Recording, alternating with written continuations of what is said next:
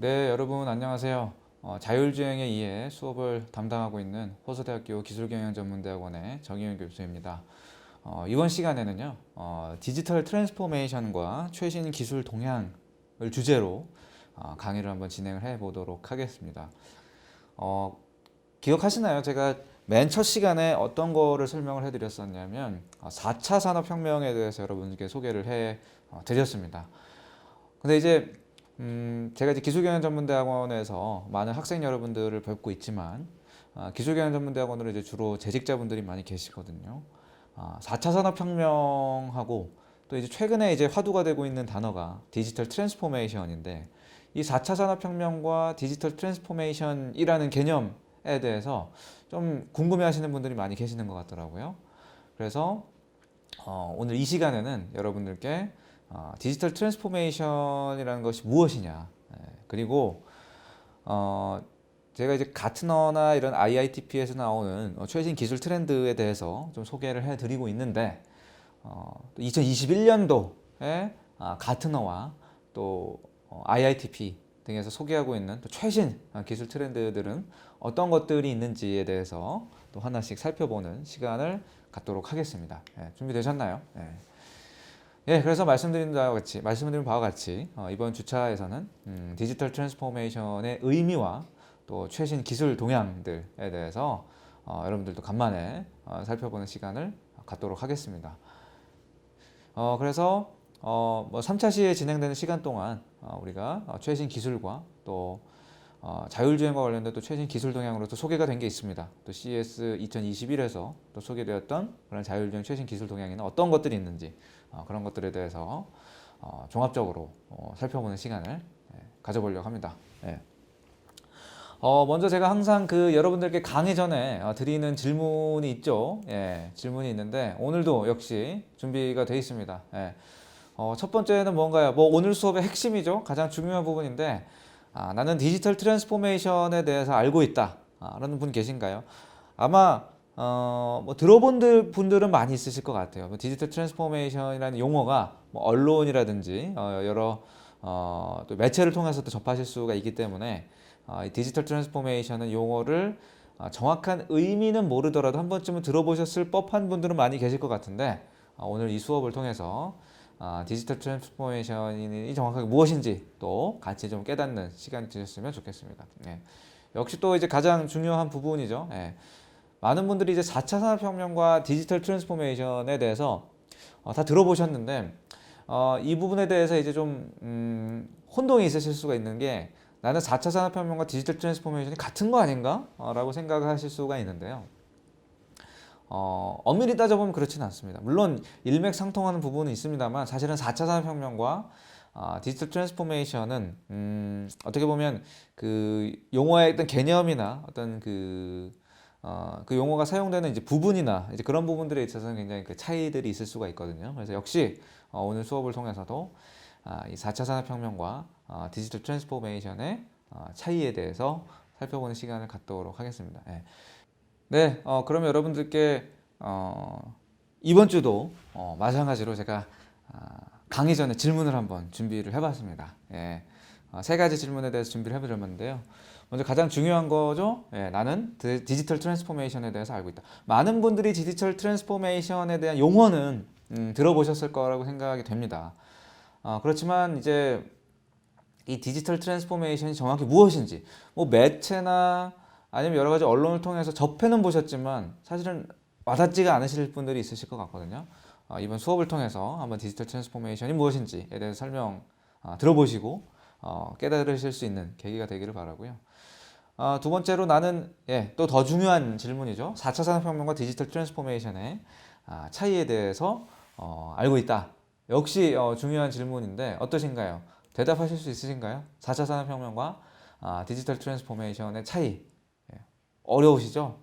뭐 그게 그거 아니야? 뭐 비슷한 거 아닌가? 라고 생각을 하실 수도 있는데 엄밀히 말하면 이 용어의 정의나 사용하는 상황이나 어떤 순간이 다를 수가 있습니다. 역시 오늘 수업을 통해서 여러분들 한번 짚고 넘어가실 수 있는 그런 계기가 되었으면 좋겠습니다. 그리고 또 시간이 된다면 또 이번 주차 강의를 통해서 나는 최신 자율주행 기술 동향에 대해서 알고 있다. 예. 또 여러분들 아시다시피 뭐 계속 매년 이런 자율주행 트렌드를 확인할 수 있는 최신 ICT 전시회는 계속해서 열리고 있거든요.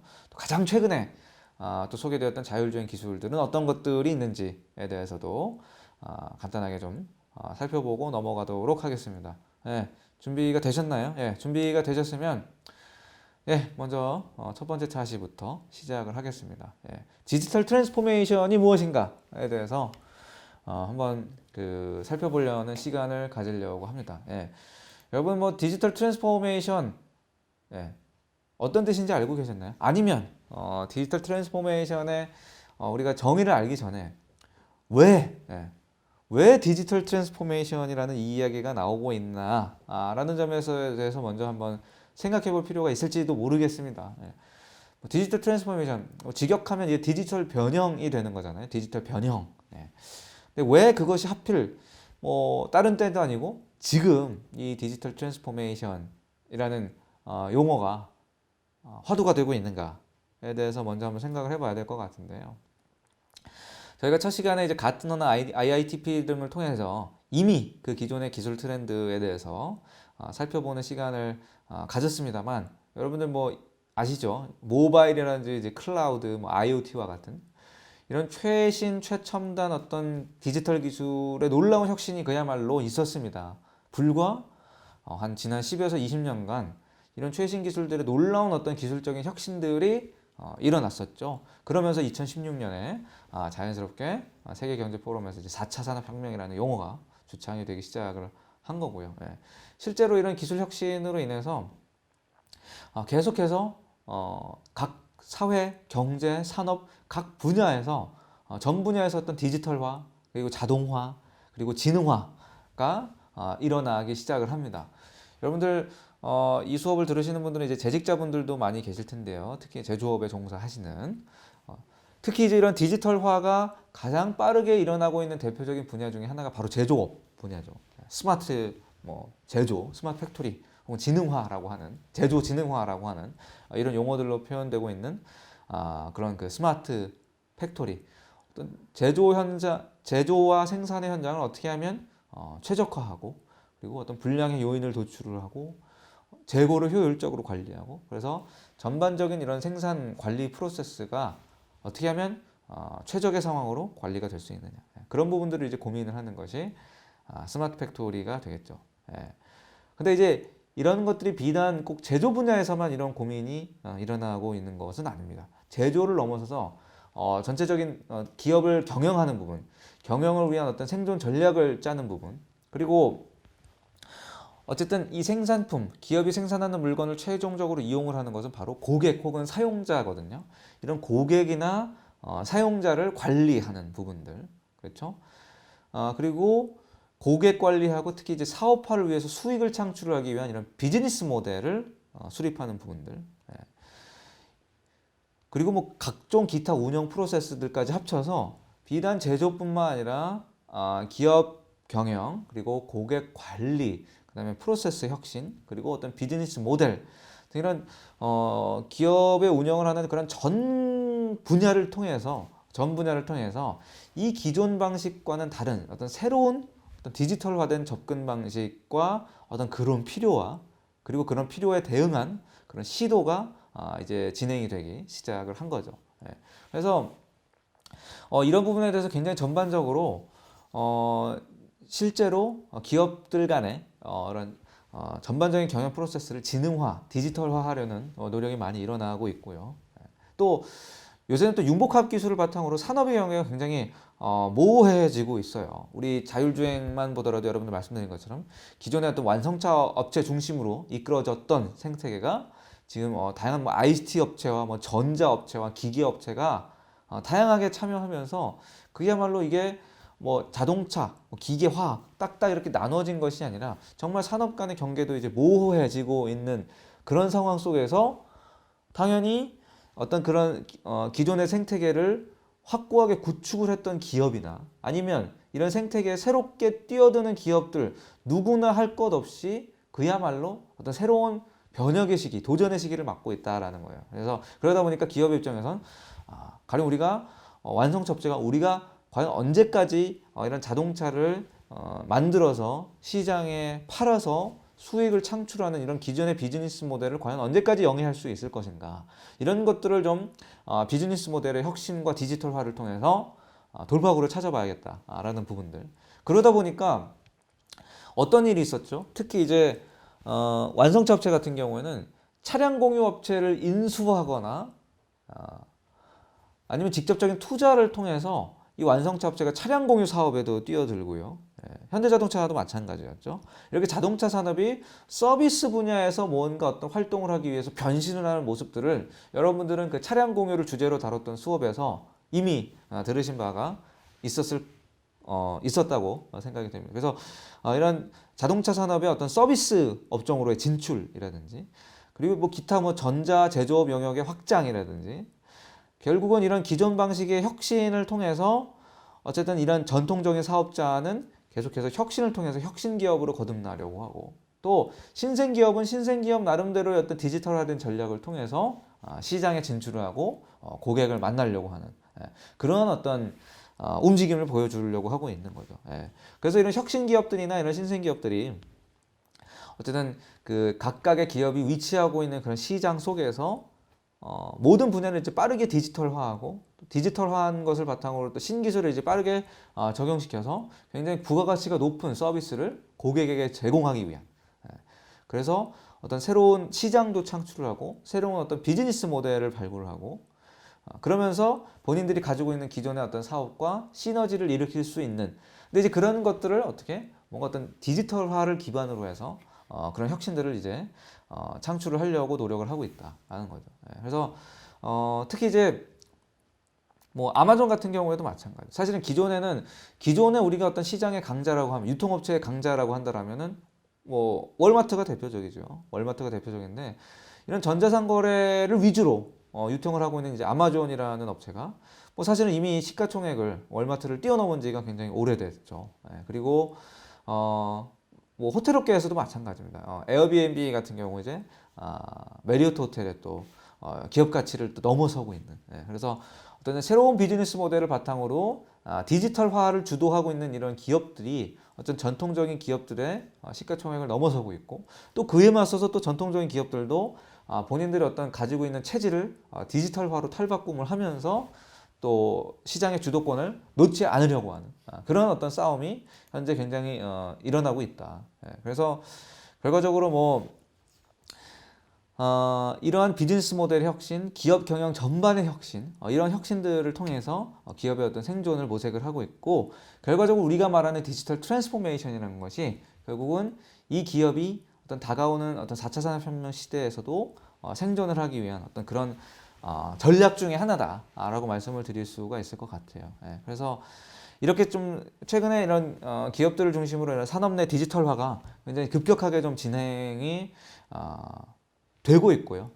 그러면서 좀 혁신을 꾀하고, 특히 이제 뭐 경영 분야라든지 비즈니스 모델이라든지 어떤 기업 간의 협력이라든지, 그리고 또 고객 관계를 구축을 하는 이런 모든 분야에 있어서 어떤 대대적인 디지털 전환의 필요성을 실감하고 있다라는 것을 이제 말씀을 드리고 싶습니다. 그래서 이제 이런 얘기도 있어요. 뭐 여러분들 들어보신 분들도 있을 것 같은데, 만약에 이런 디지털 트랜스포메이션을 통해서 4차 산업혁명에 대응을 해 나가지 않는다면, 그렇다면 사실 지금 뭐 포춘 500대 기업 뭐 선정 결과를 매년 발표를 하고 있는데, 현재 지금 포춘 500대 기업 중에 절반 이상은 사라질 것이다 라고 할 정도로, 사실은 이 디지털 트랜스포메이션은 이런 거대 뭐 공룡 글로벌 기업도 사실은 피해갈 수 없는 그런 숙제다라고 할 정도로, 이 업계에서는 이 디지털 트랜스포메이션에 대해서 굉장히 좀 중요하게 바라보고 있는 그런 상황이다라고 말씀을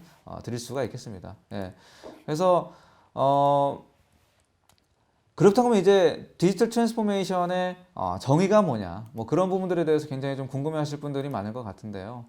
뭐 디지털 트랜스포메이션이라는 것은 뭐 어떤 각 기업이 처한 입장에 따라서 어떻게 보면 좀 다양하게 정의가 될 수가 있을 것 같습니다. 그래서 여기 제가 표를 하나 발췌를 해왔습니다만, 각 기업에서 이렇게 정의하고 있는 디지털 트랜스포메이션이 이제 조금씩은 다를 수가 있다라는 거죠. 예. 그래서 이제 뭐 가령 이제 베인 컴퍼니 같은 경우에는 뭐라고 정의를 했나요? 강의 노트에서 보시는 것처럼 예. 이제 엔터프라이즈 산업을 디지털 기반으로 재정의하고 게임의 법칙을 근본적으로 이제 뒤집음으로써 어떤 변화를 일으키는 것이 디지털 트랜스포메이션의 정의다라고 이야기를 하고 있습니다. 또 PwC에서는 어떻게 이야기를 하고 있나요? 기업 경영에서 디지털 소비자라든지 에코시스템이 기대하는 것들을 이제 비즈니스 모델을 운영하는 데 있어서 적용시키는 그런 일련의 과정이다라고 또 이야기를 하고 있죠. 그리고 이제 마이크로소프트 같은 경우에는 어떻게 이야기를 하고 있나요? 마이크로소프트 같은 경우에는 고객을 위한 새로운 가치를 창출한다. 고객을 위한 새로운 가치를 창출하고 지능형 시스템을 통해서, 그렇죠? 지능형 시스템을 통해서 기존의 비즈니스 모델을 새롭게 구성한다. 그런 것을 정의를 하고 있고요. 그리고 IBM 같은 경우에는 디지털과 물리적인 요소들을 결합하는 것이 디지털 트랜스포메이션 등등 해서 이 디지털 트랜스포메이션에 대해서 다양하게 정의를 하고 있습니다. 그래서 이제 이런 뭐 디지털로 인해서 어떤 기업이 변하고 혁신하고 다양한 이제 접근 방법을 취하는 것에 대해서 뭐 디지털 뭐 혹자는 디지털 트랜스포메이션이라고 표현을 하고요. 혹자는 뭐 디지털라이제이션, 디지털화라고 하죠. 디지털라이제이션이라고 하기도 하는데 이런 식으로 이제 용어가 혼용이 돼서 사용을 하고 있지만 그 큰 뜻은 큰 맥락에서 보면 비슷하다라고 이해를 하시면 되겠습니다. 근데 이제 여러분들한테는 강의를 하면서 여러분 강의를 들으시는 분들은 눈치를 채셨겠지만 사실은 제가 4차 산업혁명과 디지털 트랜스포메이션에 대해서 말씀을 드릴 때 디지털 트랜스포메이션이 4차 산업혁명을 맞이하는 기업들이 어떤 생존할 수 있는 그런 전략이자 대응 방안이자 탈출구다라고 지금 말씀을 드리고 있는데요. 그 말은 뭐냐면 엄밀히 말하면 사실 4차 산업혁명 디지털 트랜스포메이션 똑같은 거 아니야? 라고 생각을 하실 수가 있는데 엄밀히 말하면 사실 두 개의 용어는 조금 구분이 된다라고 말씀을 드릴 수가 있을 것 같아요. 일단 저희가 첫 시간에 살펴봤던 4차 산업혁명 다시 한번 복습을 통해서 살펴보면 4차 산업혁명은 어떤 거냐면 근본적으로는 이제 기술의 변화가 있습니다. 기술의 변화가 있죠.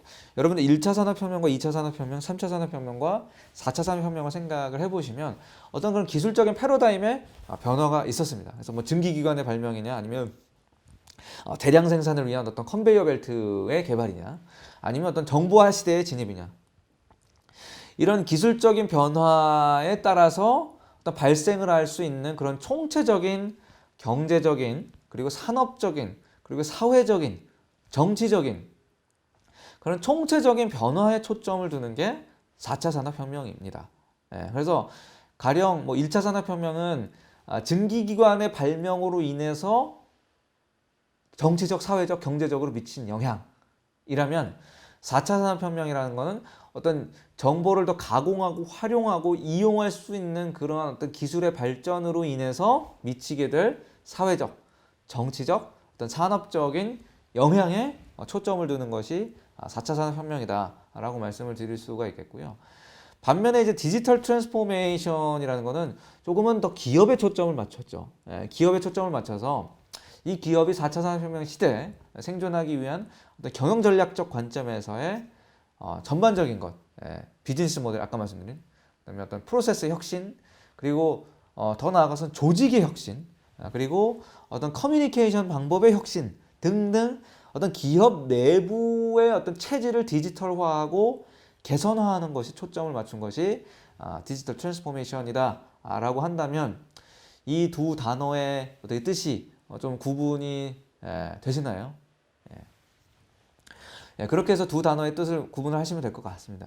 기업에 초점을 맞춘 어떤 생존 전략, 모든 체질을 근본적으로 디지털화하고 개선을 하는 것이 디지털 트랜스포메이션. 반면에 이제 어떤 기술의 패러다임의 변화로 인해서 미치게 될 어떤 사회적, 경제적, 산업적인, 정치적인 파급 효과를 두루두루 이제 고려를 하고 있는 것이 4차 산업혁명이다라고 이해를 하시면 조금 더 여러분들이 앞으로는 이제 혼용하지 마시고 적재적소에 맞춰서 여러분들이 이해하실 수 있고 사용하실 수 있지 않을까 생각이 됩니다. 근데 이제 모든 것이 그렇듯이요. 사실 어느 날 갑자기 4차 산업혁명이 툭 튀어나온 거 아닙니다.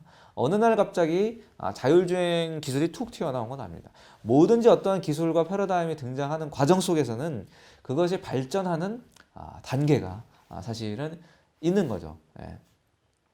이 디지털 트랜스포메이션의 뭐 시작에 대해서는 여러 의견이 있겠지만 그 중에 하나의 어떤 주도적인 의견은 디지털 트랜스포메이션의 시작은 사실은 1990년대 후반이죠. 예. 뭐가 등장을 하나요? 1990년대 후반에 인터넷이 등장을 하게 되죠. 예. 인터넷이 등장을 하게 됩니다. 예. 그래서 이 인터넷이 등장한 거를 이제 1단계로 보게 되는 거죠. 여기 다시피 이제 1단계 인프라 이제 구축 단계로 보는 겁니다.